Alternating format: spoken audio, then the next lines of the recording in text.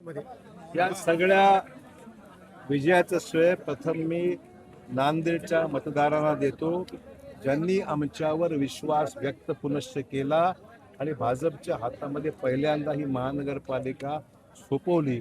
त्याबद्दल नांदेडच्या जनतेचे लाख लाख आभार. त्याचबरोबर या देशाचं नेतृत्व करणारे यशस्वी पंतप्रधान नरेंद्र मोदी साहेब, राज्याचे मुख्यमंत्री देवाभाऊ अर्थात देवेंद्र फडणवीसजी यांच्याबद्दल विश्वास व्यक्त केलेला आहे लोकांनी. जरूर आमच्यावर विश्वास व्यक्त करत असताना माझे असंख्य कार्यकर्ते हे सुद्धा विजयासाठी तेवढेच इन्व्हॉल्व होते की त्यांनी मेहनत खूप घेतली, म्हणून त्यांचे मी आभार मानतो. साहेब, ज्या युतीसाठी तुम्ही शिवसेनेला 8 ते 10 जागा देऊ केल्या होत्या, पण त्यांनी युती केली नाही आणि आता तितक्या तुम्ही देऊ केल्या तितक्या जागा आल्या, फक्त 4 आल्या. काय म्हणताय? युतीसाठी म्हणून शिवसेनेसोबत तितक्या जागा आल्या नाहीत, म्हणून त्यापेक्षा निम्मे आल्या, पण त्यांनी युती केली. मी तर त्यांना सांगितलं होतं, ज्यावेळेस त्यांची चर्चा आमच्याशी सुरू होती त्यावेळेस DP सावंत होते, राजूरकर होते, आमचे चैतन्य बापू होते. मी त्यांना सांगितलं होतं की मी 8 ते 10 जागा तुम्हाला निश्चित देऊ.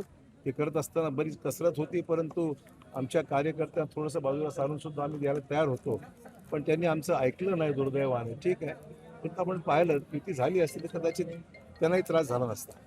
युती न होण्यामागे कोणाचं काय हेतू होता मला सांगणं कठीण आहे, त्यांचा अंतर्गत प्रश्न आहे, परंतु आम्ही स्पष्ट आमची भूमिका होती. आम्ही त्यांना सोबत घ्यायची तयारी केली. कल्याणकरांचं म्हणणं असं होतं की मी 4,500 कोटी रुपये खर्च केले आणि फक्त तुमच्या 3 जागा आल्या, म्हणजे 225 कोटीला एक जागा पडली. त्यांना काम करणं कशासाठी? ते निधी खर्च केला ते म्हणत निधी म्हणजे इलेक्शनसाठी खर्च केला? नाही, मी त्यांचं म्हणणं असं थांबा नाही, पण त्यांचं म्हणणं असं होतं की मी निधी खूप खर्च केला, विकास कामं केली, त्यामुळे मी स्वतः लढतो आणि माझ्या खूप जागा येते. की आम्ही सुद्धा या जिल्ह्याचं आज नाही तर गेल्या 40 वर्षापासून जिल्ह्याचं नेतृत्व करतो. राज्याचं मी नेतृत्व केलेलं आहे, जिल्ह्यातलं सुद्धा विकासाच्या कामाला आम्ही लोकांनी काम केलेलं आहे. परंतु निवडणूक हा वेगळाच विषय आहे. लोकांना राजकीय स्थैर्य सुद्धा लागत असतं आणि केंद्रात आणि राज्यामध्ये सरकार जे BJPचं आहे त्या सरकारच्या माध्यमातून जिल्ह्याला अधिकचा पैसा मिळेल, विकासाच्या कामाला चालना मिळेल.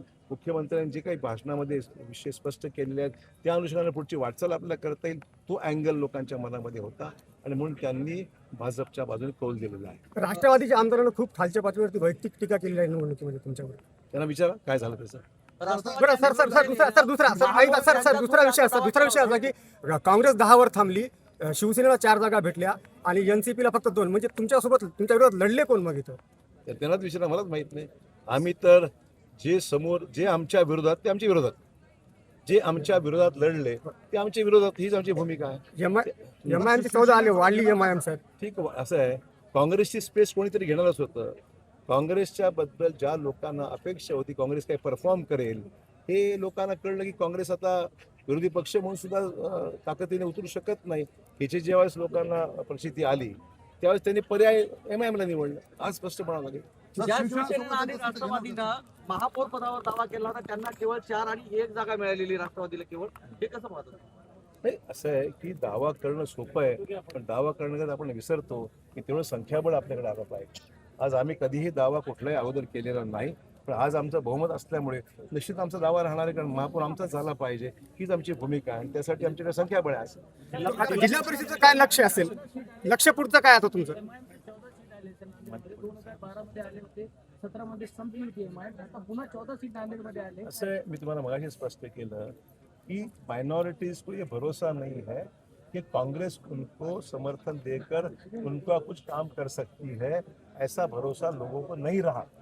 इसीलिए ने जो कांग्रेस की स्पेस थी वो MIM ने ले ली और जो लगा था कि राष्ट्रवादी लेगी स्पेस, वो कुछ हुआ नहीं. राष्ट्रवादी को वोट नहीं मिले, वरना एक ही जगह जो आती है बड़ी मुश्किल से वो भी नहीं आती थी.